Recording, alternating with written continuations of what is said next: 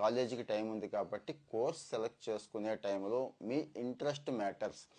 ఏం తీసుకోవాలి అని అడుగుతున్నారు చాలామంది ఈరోజు కూడా. అది బాగుంది, ఇది బాగుంది, దానికి ప్లేస్మెంట్లు ఉన్నాయి, దీనికి జీతాలు ఎక్కువ ఉన్నాయి, అక్కడ యుఎస్లో అవకాశాలు ఉన్నాయి, భారతదేశంలో ఈ కోర్స్కి అయితే అవకాశాలు ఉన్నాయి, 4 సంవత్సరాల తర్వాత ఇదే ట్రెండింగ్ అంట, బాగా జీతాలు వస్తాయంట అంటున్నారు. కానీ అవన్నీ పక్కన పెట్టండి, సెకండరీ అండి. మీకు ₹1,00,000 జీతం వచ్చినా ఇష్టం లేని పని చేస్తే ఉపయోగం ఏముంది? బీపీ షుగర్లు వచ్చాక ఉపయోగం ఏముంటుంది? సో 50,000 జీతం వచ్చినా హ్యాపీగా ఉంటాను, ఎంజాయ్ చేస్తాను అనుకునేది ఇంకా ఆ కెరీర్లో, ఇష్టమైన కెరీర్లో ఎలాగో కష్టపడతాం కాబట్టి, మనసు పెడతాం కాబట్టి, దృష్టి పెడతాం కాబట్టి ఎదగడానికి అవకాశం ఉంటుంది. So interest matter. దేన్నైతే ఎంజాయ్ చేస్తున్నాడో అదే తీసుకోండి.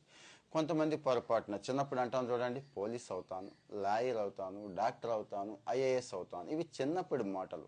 ఆ ప్రాడిజీ ఉంటుంది. ఆ మాటల్ని ఇప్పుడు కూడా కంటిన్యూ చేసే పిల్లలు కొంతమంది ఉంటారు, ఇంటర్మీడియట్ వచ్చాక కూడా.